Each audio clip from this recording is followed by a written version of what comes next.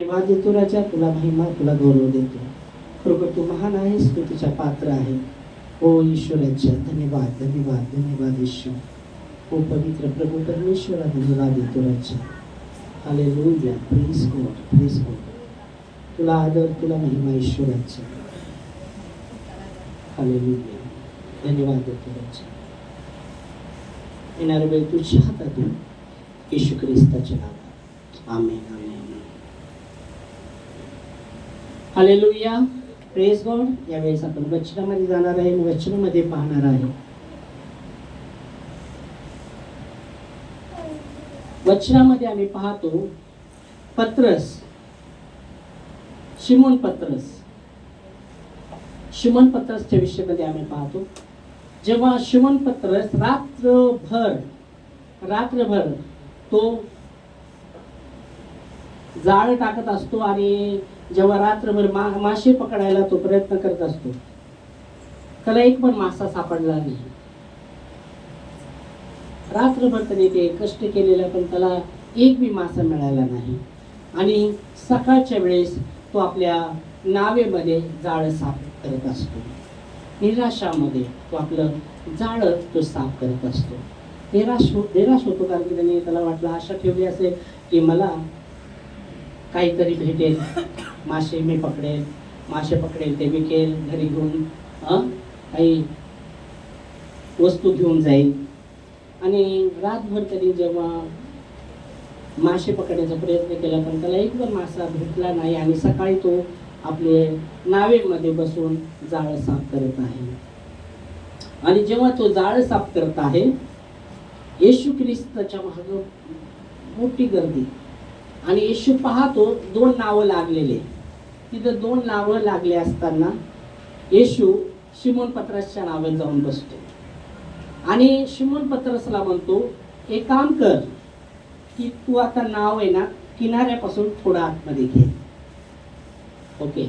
हा निराशेमध्ये आहे, कारण की त्याला रातभर इतकं मासा भेटला नाही. आणि तो निराश आहे, जाळं आपलं साफ करत आहे, आणि त्याला काही मिळालं नाही. आणि येशू ख्रिस्त त्याच्या नावेत येऊन बसतो आणि म्हणतो, आता तू काय कर, तू रातभर कष्ट केला आहे तरी, एकदम तू दमला आहे, पण काही त्याचं जे बी कष्ट त्याने केलं आहे तर त्याचं काही प्रतिफळ त्याला मिळालं नाही. त्याला काहीच प्रतिफळ मिळालं नाही. भरपूरदा आमच्या जीवनात आम्ही काही कष्ट करण्याचा प्रयत्न करतो देव सोडून, तर आम्हाला प्रतिफळ मिळणार नाही. देवाला धरून आम्ही जे कष्ट करतो त्याच्यामध्ये देव प्रतिफळ देणारा देव आहे. आमेन. हालेलुया. आणि म्हणून देवाचं वचन सांगतं 1 कोरिंथियों 15 अध्याय आणि 58 वचनामध्ये संत पौलुस म्हणतो, देवाच्या ह्याच्यामध्ये हे प्रिय बंधू आणि भगिनीओ, तुम्ही देवाच्या कार्यामध्ये अटूल व्हा, कारण की देवामध्ये तुम्ही जे बी परिश्रम करणार ते व्यर्थ नाही. हालेलुया. देवाला धरून जे बी परिश्रम आम्ही करतो, देवामध्ये जे बी परिश्रम करतो ते व्यर्थ होत नाही, ते व्यर्थ होणार नाही. देव त्याचं प्रतिफळ देणारा देव आहे. हालेलुया. तो देव जिवंत देव आहे. तो मृत्यूचा देव नाही, तो जिवंताचा देव आहे. तो दगडा ह्याच्यात राहत नाही, दगडामध्ये राहत नाही, याच्यामध्ये राहत नाही. तो जिवंत देव आहे. हालेलुया. तो अद्भुत देव आहे. आणि म्हणून देवाचं वचन सांगता, आम्ही वाचूया. हे प्रिय भाईओ, हे माझ्या प्रिय बंधूंनो, दूढ आणि अटल व्हा. म्हणजे इथं आम्ही पाहतो पौलुस काय म्हणत आहे, हे माझ्या प्रिय बंधूंनो. आता संबोधित करत आहे आपल्या बंधूंना, तो विश्वासी लोकांना तो जसं संबोधित करत आहे की हे माझ्या बंधूंनो, दूढ आणि अटल व्हा. म्हणजे याचा अर्थ काहीतरी होत असेल त्यांच्या जीवनामध्ये, दृढता नसेल, अटलपणा नसेल, या इकडं तिकडं काहीतरी. आणि म्हणून तो संबोधित करतो आपल्या बंधूंना, हे माझ्या प्रिय बंधूंनो म्हणतो, दूढ आणि अटल व्हा. पहिलं दूढ होणं जरुरीचं आहे, अटल होणं जरुरीचं आहे. कशामध्ये? देवामध्ये. हालेलुया. आम्ही देवामध्ये दूढ होणं, अटल होणं जरुरीचं आहे. जेव्हा आम्ही देवामध्ये दृढ होतो, अटल होतो, आम्हाला भीती नाही कोणाची, आम्हाला भीती नाही वाटणार कोणाची, कारण की आम्ही देवामध्ये मुळावलेले लोक असायला पाहिजे. आमेन. खोलवर मुळावलेले लोक असायला पाहिजे. नाहीतर मुळावलेले नसेल तर वारं आलं तर लगेच उपटून पडणार आहे ना. आपण पाहतो वारं बिरा तर किती तर झाडं उपटून पडतात का? त्याचे मुळं काय झालेले, मोठी मोठी झाडं असतात, त्याचे मुळं जे खोकले झालेले असतात ना, वाऱ्यामध्येच एक तुपामध्ये काय होतं, तुटून पडणार, किती मोठं असू दे झाड. का? मुळं खोलवर नाही, मुळं कमजोर झाले आहे. आणि म्हणून इथं आम्हाला जरूरच जाणं, आम्ही मुळामध्ये रुचलेले लोक असले पाहिजे, मजबूत लोक असले पाहिजे. आणि म्हणून तो आपल्या लोकांना म्हणतो, हे माझ्या बंधूंनो दृढ आणि अटल व्हा, देवामध्ये दृढ आणि अटल व्हा. पहिली गोष्ट, देवामध्ये आम्ही दृढ आणि अटल होणं जरुरी आहे. हालेलुया. आज मी पाहत होतो, मी जेव्हा ह्याच्यामध्ये पाहत होतो मोबाईलमध्ये, तेव्हा तिच्यामध्ये पाहत असताना म्हणजे ग्रुपमध्ये आलं तर एक सिस्टर ती सांगते, एलिया देवाचं ऐकत होता, देवाचं तो ऐकत होता. देव म्हणला तू आता उठ आणि त्या नाल्यामध्ये जाऊन राहा. आकाळाच्या वेळेस पूर्ण दुष्काळ पडलाय आणि उठ, तू नाल्यामध्ये जाऊन तिथं राहा आणि तुझ्याविषयी कावळ तुला सकाळ संध्याकाळ भोजन आणून देईल, त्याला सांगितलंय मी. आणि तो देवाचा शब्द ऐकून तसं करतो. तो जाऊन त्या नाल्यामध्ये राहत आहे. आणि कावळा जो पक्षी आहे, कावळा आम्हाला माहिती आहे कसा पक्षी आहे. कसा आहे पक्षी? हा, कसा आहे कावळा? सगळ्यांनी बघितलंय ना. हा, काय करणारा? स्वतः खाणारा. ओके, स्वतः खाणारा, उचलून पाळणारा. हो, स्वतः खाणारा, उचलून पाळणारा कावळा. आणि देव त्याला आज्ञा करतो, आणि देव जेव्हा कावळ्याला आज्ञा करतो, सकाळ संध्याकाळ गेलेला तिथं काय आम्ही पाहतो, भाकर तो आणत आहे. आणि देवाचं वचन सांगतं, जेव्हा त्या नाल्यातलं बी पाणी खतम झालं तर देव म्हणतो आता जा त्या देशामध्ये जा, तिथं तुझ्याविषयी एका विधवाला मी आज्ञा केली, तू त्या देशामध्ये जा, मी सांगतो. शपथ जो देश आहे तिथं जा, तू त्या देशामध्ये जा, तिथं त्या विधवाला आज्ञा केली तुझ्याविषयी. आणि मग तो शब्द ऐकतो, इथं नाल्यातलं पाणी संपत आहे, आणि मग त्या देवाचा शब्द ऐकून तो तिथं जातो. आणि तिथं ती एक विधवा असते, आणि ती काय करत असते, देवाचं वचन सांगतं, तिच्याजवळ फक्त एक भाकरीचं पीठ असतं, एक भाकरीचं पीठ आणि थोडंसं तेल असतं. आणि ती लाकडं गोळा करत असते. आणि लाकडं गोळा करत असतात, काट्या ती गोळा करत होती. आणि मग गेले, म्हणतो बाई मला पाणी आण प्यायला, आता दुष्काळ आहे. ओके, जेव्हा एलिया म्हणतो बाई मला पाणी आण, आणि ती पाणी आणायला जसं वळते, लगेच म्हणतो मला एक भाकर बी बनवून आण. ती म्हणते प्रभू माझ्याजवळ एकच भाकरीचं पीठ आहे, आणि ती मी आणि माझा मुलगा खाऊन मारणार आहे, कारण की उद्याची आशाच नाही तिच्या जीवनात. कारण की पूर्ण आकाळ पडलाय, दुष्काळ पडलाय, आणि फक्त एक भाकरीचं पीठ आणि थोडंसं तेल आहे. आणि तिला काही पुढचं जे परिस्थिती आहे ते दुष्काळाची परिस्थिती, तिच्या जीवनात उद्याची आशा नाही, उद्या जगणार तिला वाटत नाही की जगणार. आजच ती एक भाकरीचं पीठ, अर्धी भाकर खाऊन आम्ही मारणार आहे, उद्याची काही आशा नाही तिच्या जीवनामध्ये. पण एलिया मग तो माझ्यासाठी पहिलं बोलवणार, ती नाही म्हणत माझ्याकडे पीठ नाही. एलिया मग तो माझ्यासाठी आहे, ते मग ती एकच पीठात, हा एकच भाकरी माझ्यासाठी घेऊन ये. आणि मग ती एलियाचा शब्द ऐकते आणि कसं करते, आणि मग ती भाकर घेऊन तो खातो, तिच्या घरी जातो, थोडं तेल असतं तिच्या ह्याच्यामध्ये थोडंसं, आणि मग तो काय करतो, प्रार्थना करतो. आणि ते वचन सांगतो, तेल तिचं थोडंसं, ते भाकरीतलं बी थोडंसं पीठ असेल, थोडंफार एकदम एक चिमूटभर, जेव्हा प्रार्थना करतो, देवाचं वचन सांगतो, जेवढं आकाळ खतम नाही झाला, ते खात राहिले, ते खात राहिले. आमेन, हालेलुया. कसं हे झालं? हे कसं शक्य झालं? ही गोष्ट अशक्य होती, गोष्ट शक्य कशी झाली? देवामुळे. आमेन. त्याच्या आज्ञेचं पालन केल्यामुळे. Hallelujah, praise God. देवाला धन्यवाद. आणि म्हणून इथं देवाचं वचन मध्ये संत पौलुस म्हणतो, हे माझ्या प्रिय लोकांनो, दूढ आणि अटल व्हा आणि प्रभूच्या कामामध्ये सर्वदा वाढत राहा. कारण की देवामध्ये तुम्ही जे बी परिश्रम करणार ते व्यर्थ नाही. त्याचं प्रतिफळ देव देणारा देव आहे. आमेन. तो जिवंत देव आहे. हालेलुया. पौलुस म्हणतो, मी काय आहे? मी जे बी काय आहे देवाच्या कृपेद्वारे आहे. आज आम्हाला जाणलंय आम्ही काहीच नाहीये. आम्ही काहीच नाही. आम्ही काय आहे? आम्ही काय आहे? आम्ही अस्तित्व, आमचं अस्तित्व देवामुळे आहे. नाहीतर श्वास पण आम्ही घेऊ शकत नाही, इथून पुढे चालू बी शकत नाही. आमचं अस्तित्व काय? देवामुळे आमचं अस्तित्व आहे. Hallelujah, praise God. आणि म्हणून पौलुस म्हणतो, जे काय आहे देवाच्या कृपेमुळे मी आहे.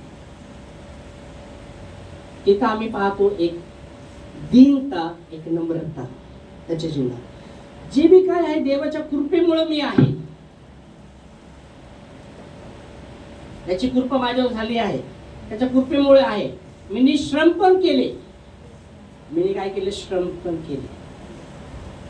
मी श्रम पण केले, सर्वात अधिक श्रम पण केले.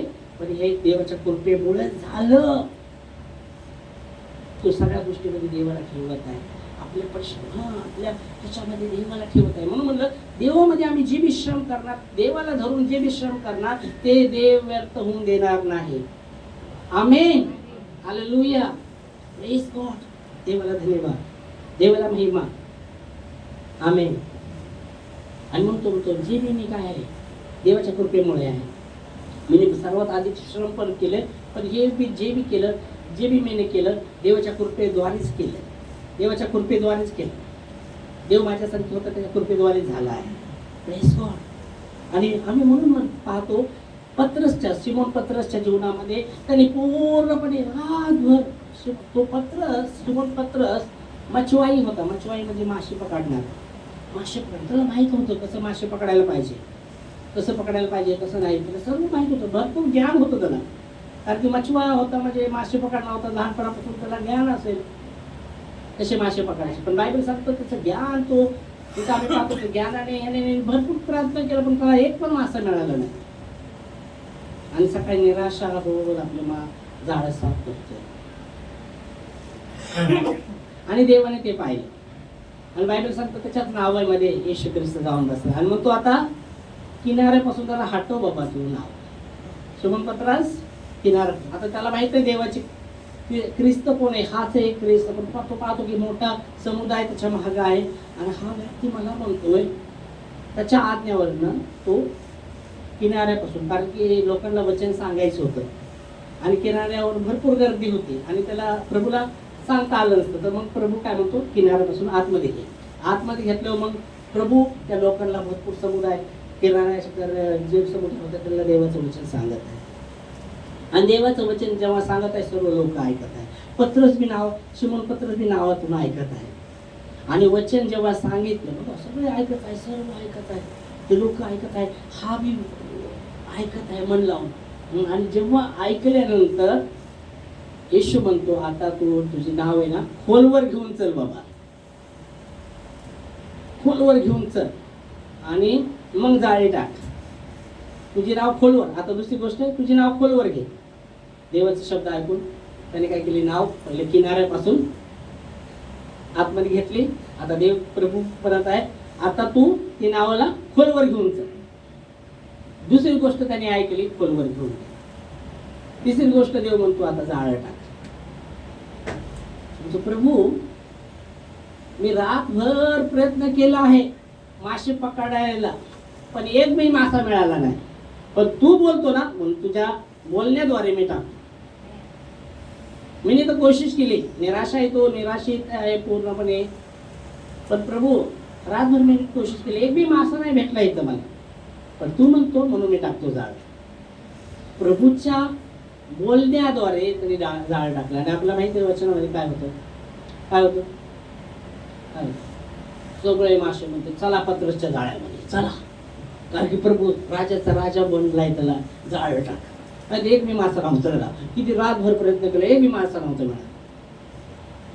आणि दिवसाचं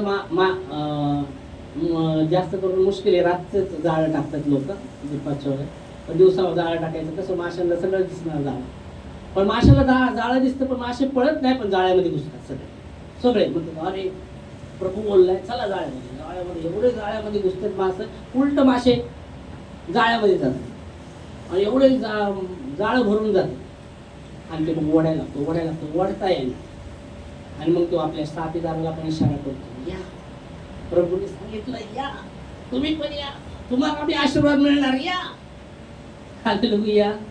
देव जेव्हा आम्हाला आशीर्वाद करतो, आम्हाला जाणणं गरजेचं, आमच्याद्वारे लोक बी आशीर्वाद घेणं गरजेचं.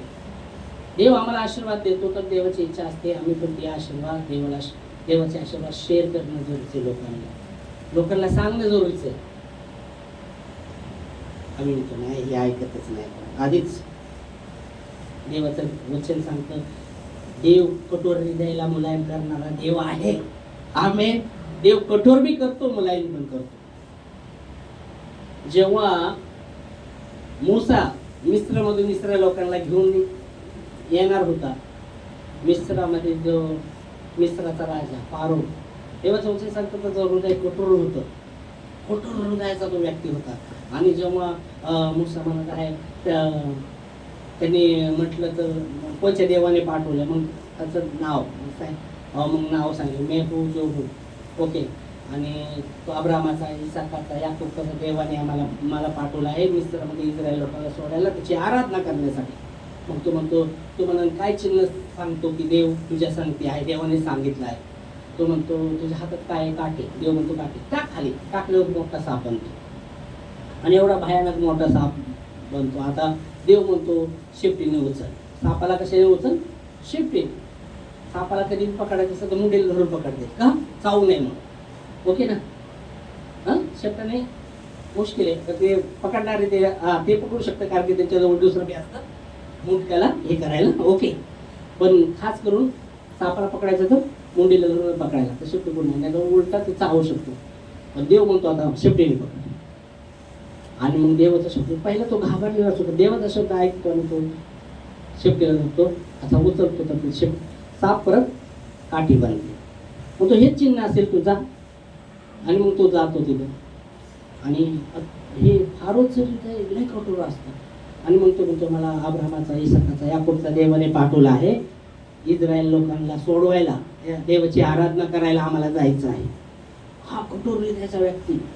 तो म्हणतो कोणच्या देवाने, मग देवाचं नाव सांगतो. म्हणतो तू काय चिन्ह दाखवतो की देवाने तुला पाठवलंय. तू काय करतो, काठी टाकतो, त्याचा साप होतो. तो हसतो. तंत्रमंत्रवाले पण तसं करतात. तू आपल्या नगरामधले तंत्रमंत्र बनवते, ते बी साप बनवते काठीचे, आणि ते बी साप बनवते काठीचे. पण मूसाचा साप आहे ना, तंत्रमंत्राच्या सापाला गिळून टाकायला लागतो, सगळ्यांना गिळून टाकतो.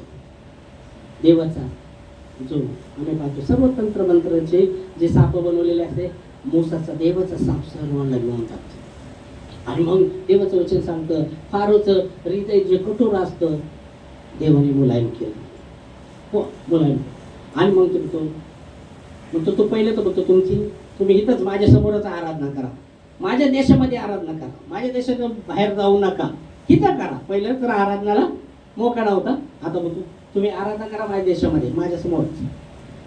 ते मग मूसा म्हणतो नाही, आम्हाला जिथं सांगितलं तिथं आम्ही आराधना करणार. मग म्हणतो ठीक आहे, माणसं जावं, बाया पोरं राहू द्या. त्याला माहिती आहे माणसं बाहेर गेले ना संध्याकाळी बाया पोरा कशी आपल्या येणार आहे.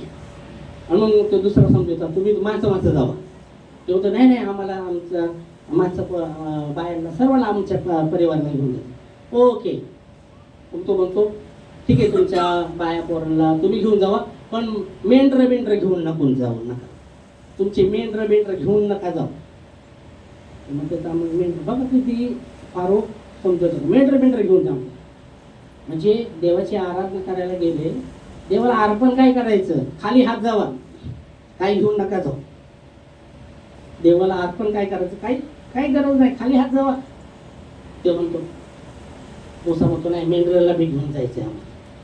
आणि मग देव त्याच्या हृदयाला स्पर्श करून त्याचं हृदय कठोर असतं ते मुलायम होतं. आणि मग तो आगमती घेतो. आणि जेव्हा जात असताना परत देव त्याचं हृदय कठोर करतो, परत फारोचं हृदय कठोर करतो. आणि मग ते पाठलाग करते, त्याचे सैना फारोचे पाठलाग करते. मूसा पुढं सगळे इस्रायल लोक, आणि मग पुढे लाल समुद्र.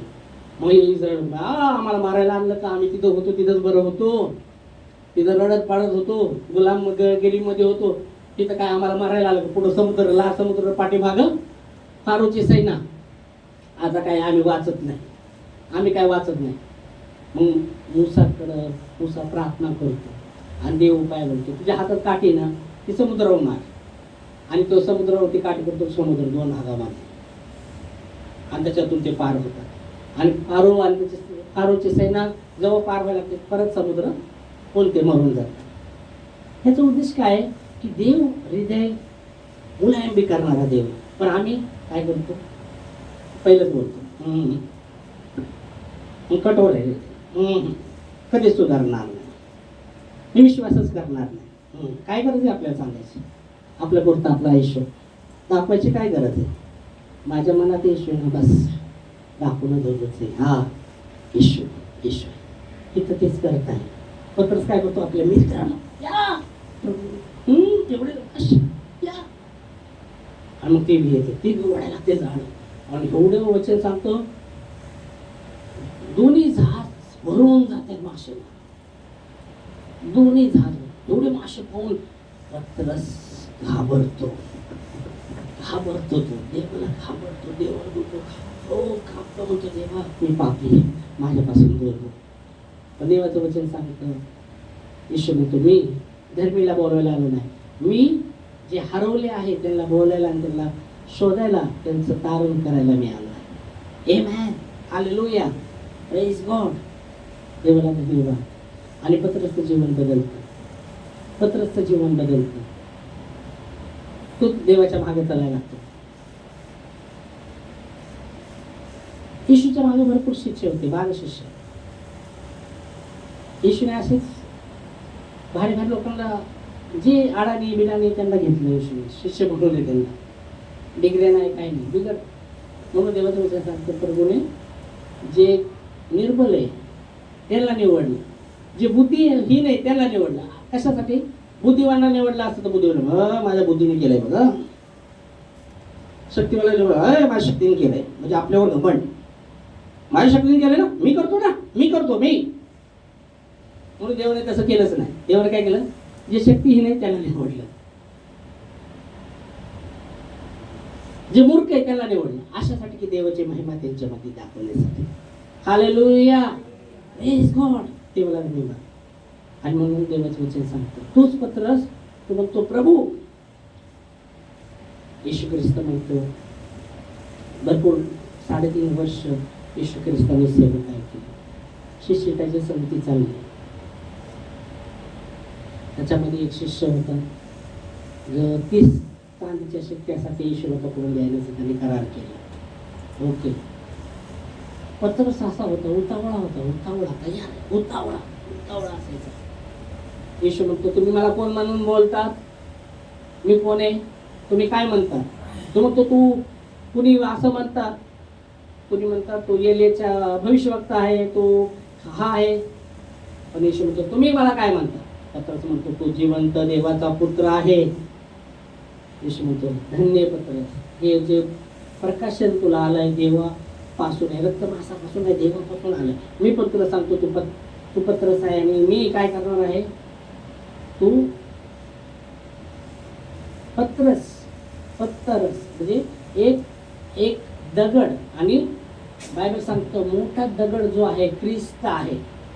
बायबल सांगतं ज्या राज्यमिस्त्राने ज्या दगडाला नकारलं, देवाने त्यालाच मेन केलं. हालेलुया. येशू म्हणतो, मी माझी कलीसिया स्वतःवर, म्हणजे पत्रसवर नाही, पण मी माझी कलीसिया मी माझ्या स्वतःवर बांधणार आहे. अंध लोकांचं फाटक त्याच्यावर जयवंत होणार नाही. हालेलुया. मग पुढे जाऊन तो म्हणतो, मला लोकांना पकडलं जाणार आहे, मला पारुशी शास्त्री हे करणार आहे, तर तू तुझ्यावर तयार होणार नाही का? त्याच पद्धतीने प्रभू म्हणतो, तुझं शैतान दूर हो, तुझं लक्ष देवाच्या राज्याकडे नाही, माणसाच्या बोलण्याकडे आहे. आमचं लक्ष हमेशा देवाच्या राज्याकडे असलं पाहिजे, माणसाच्या बोलण्याकडे नसायला पाहिजे. लक्षात ठेव. येशू म्हटलं शैतान त्याला म्हणलं, दूर हो, तुझं लक्ष देवाच्या राज्याकडे नाही, माणसाच्या गोष्टीकडे तुझं लक्ष आहे.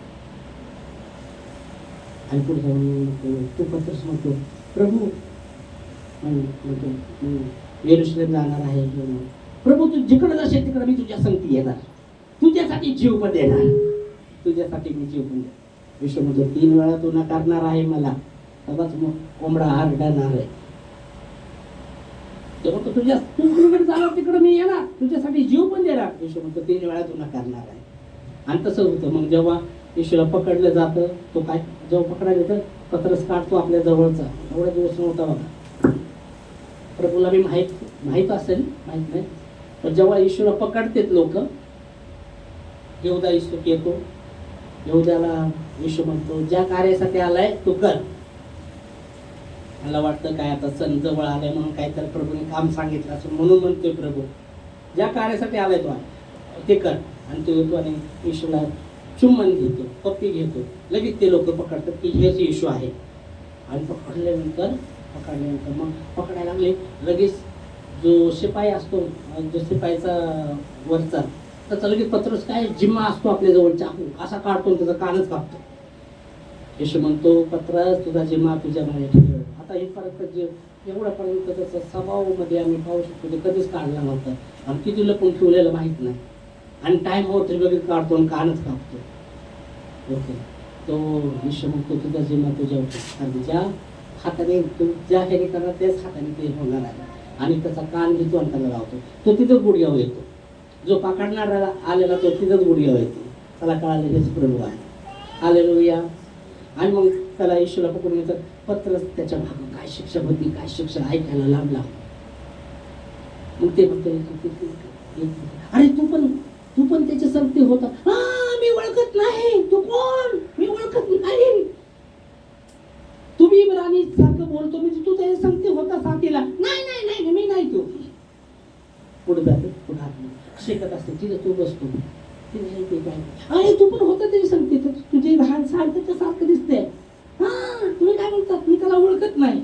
असं 3 वेळा बोलल्यानंतर, 3 वेळा बोलल्यानंतर कोंबडा ओरडतो. आणि कोंबडा ओरडल्यानंतर प्रभू काय, हो त्याला आठवण येते, अरे प्रभूने म्हटलेलं 3 वेळा मला नाकारणार आहे.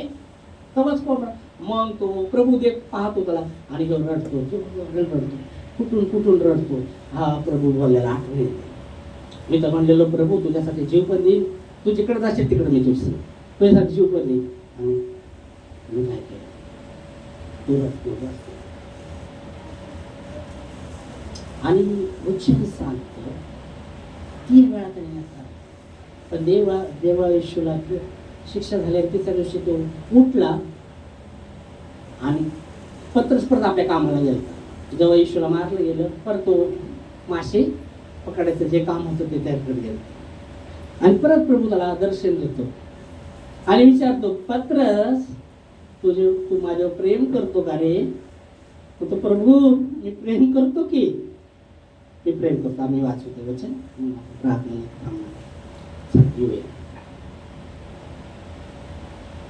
योहन्ना 21वा अध्याय आणि 15 पासून आम्ही पाहणार आहे. ओके,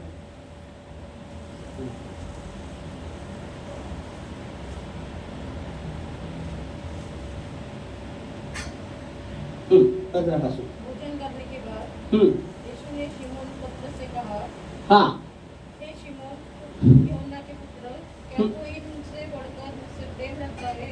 उसने उससे कहा, हाँ प्रभु, तू जानता है कि मैं तुझसे प्रीति रखता हूँ. क्या तू इससे बढ़कर प्रेम करता है? हाँ प्रभू, तू जानता है मैं प्रेम करता. हाँ प्रभू म्हणतो, तू माझ्यावर प्रेम करतो का? माझ्यावर तू ह्याच्यापेक्षा जास्त प्रेम करतो का? हा प्रभू, मी प्रेम करतो, जास्त प्रेम करतो. मग तुला माहित आहे. मग काय म्हणतो तो? कहा, मेरे मेमने को चरा। मेरी मेमने को चरा. परत दुसऱ्यांदा उसने फिर दूसरी बार उससे कहा, हे शिमोन, यूहन्ना के पुत्र, क्या तू मुझसे प्रेम रखता है? हा दुसऱ्या वेळा पण प्रभूने विचारलं, हे शिमोन तू माझ्यावर प्रेम करतो का? प्रेम ठेव माझ्यावर प्रेम करतो का तू? दुसऱ्या वेळा पण हा उसने उससे कहा, हाँ प्रभु, तू जानता है हा प्रभू मी प्रेम करतो की, तुला माहित आहे की. कि मैं हो मी लय प्रेम करतो की, तुला माहित आहे ना. हा मग तुझसे प्रीति रखता हूँ. हा मग उसने उससे कहा, मेरी भेड़ों की रखवाली कर. मेरे भेलो की. हा तिसऱ्यांदा तीसरी बार उससे कहा, हे शिमोन, यूहन्ना के पुत्र, क्या तू मुझसे प्रीति रखता है? हा तिसरी वेळा पण प्रभू म्हणतो, का तू माझ्या संग प्रेम करतो, माझ्यावर प्रेम करतो का रे पत्रास? तू माझ्यावर प्रीती करतो का? मग पत्रस उदास हुआ. हा आता निराश झाला पत्रास. तिसऱ्या वेळा पण विचारलं ना, निराश झाला. दोनदा विचारलं, हा प्रभू तू तर जाणतो. तिसऱ्यांदा प्रभू तू माझ्यावर प्रेम करतो का? निराश झाला. आणि निराश होऊन काय म्हणतो तू? तीसरी बार उससे कहा, क्या तू मुझसे प्रीति रखता है? हा और उससे कहा, हे प्रभु, तू तो सब कुछ जानता है. ओ प्रभू तुला तर सगळ्याच माहिती आहे. Praise God. याच्याविषयी आपण पाहतो, मी गेल्या वेळेस पण सांगितलं की जेव्हा त्याने 3 बार नाकारलं, देवाने 3 बार कबूल करायला लावलं. हालेलुया. Praise God. भरपूर जरूरच आहे. जी चूक झाली ते सुधारायला देव आम्हाला लावतो. आमच्याकडून जे शब्द व्यर्थ आम्ही शब्द काढले, त्याला आम्ही सकारात्मक शब्द काढायला पाहिजे. व्यर्थ आम्ही जे शब्द बोललो आहे, आम्ही ते शब्दाबद्दल पश्चाताप केला पाहिजे खऱ्या अंतकरणाने. आणि जे मी नकारात्मक शब्द काढले आहे, किती वेळा काढले आहे, तितक्या वेळा सकारात्मक शब्द काढणं जरुरीचं आहे. हालेलुया. कारण की देवाचे वचन सांगतं, जीव तुमच्या जीवेमध्ये जीवन आणि मृत्यू आहे. म्हणून देवाचं वचन, हे भाईयो दूढ आणि असेल देवाच्या कार्यामध्ये सर्वदा, जे मी प्रभूच्या कामामध्ये सर्वदा वाढतात. कारण देवामध्ये जे परिश्रम करतात ते व्यर्थ नाही. देवाचं वचन सांगतो, तुम्ही एका व्यक्तीला तुमच्या घरामध्ये एक विश्वासी येतो आणि तुम्ही त्याला एक थंडगार पाण्याचं एक प्यालाभर पाणी देतात, तर कुणाला देतात? ते त्या माणसाला देतात का? हा नाही, तुम्ही तर त्या माणसाला दिलं ते पाणी. हा तुम्ही तर त्या माणसाला दिलं ना, मी माणसाला पाणी दिलं. हा देवाचं वचन सांगतं, तुम्ही त्या प्रभूच्या नावाने जे येतात ते कुणाला देतात? त्या माणसाला देत नाही, देवाला दिल्यासारखं आहे. हालेलुया. Praise God. देवाला धन्यवाद. त्या जेव्हा एलियाला तिने ती भाकर आणि ते दिली, देवाने तिच्या जीवनासाठी ते चमत्कार ठेवलेला. एलियाच्या जीवनासाठी नव्हतं ठेवलं ते. ती भाकर फक्त एलियाला खाण्यासाठी नव्हती, देवाने तिच्यासाठी जो चमत्कार ठेवलेला एलियाला तिथं पाठवायचं. पण भरपूर काय होतं, उलट होतं. चमत्कार आमच्यासाठी असतो, तो चमत्कार आम्ही काय म्हणतो, तिच्यासाठी होता तो चमत्कार. तिने तसं नसतं केलं तर तिला चमत्कार मिळाला असता का? आशा नव्हती तिच्या जीवनात. उद्या तर ती मेलीच असते, तिचं पोरगं ती मेलीच असते. काहीच नव्हतं तिच्या जीवनात आशा. कारण की ती स्वतः म्हणते तोंडाने, माझ्या जीवनात काही नाही, एक भाकर आम्ही खाणार आहे, एक म्हणजे आम्ही मारणार आहे. पण तीच भाकर ती गेलेला देते की तिचं जिवंत राहिली. ते जोर आकाळ दुष्काळ संपला नाही तोवर त्यांचं भाकरीचं पीठ त्यांना पुरलं. कसं पुरलं? असंभवलं संभव करणारा देव आहे. जेव्हा आम्ही देवाचं आज्ञेचं पालन करतो, देव असंभवला संभव करणारा देव आहे. आमेन. आमचा चमत्कार आमच्या आज्ञेच्या पालनामध्ये. आम्ही आज्ञेचं पालन नाही करत म्हणतो, देवा आमच्या जीवनात आशीर्वाद. Problem problem problem problem problem problem. काय प्रॉब्लेम? देवामध्ये प्रॉब्लेम आहे, आमच्यामध्ये प्रॉब्लेम आहे. आणि आम्हाला जाणणं जरुरीचं आहे. आम्हाला आपल्या ह्याच्यामध्ये झाकणं, आम्ही दुसऱ्यामध्ये झाकतो.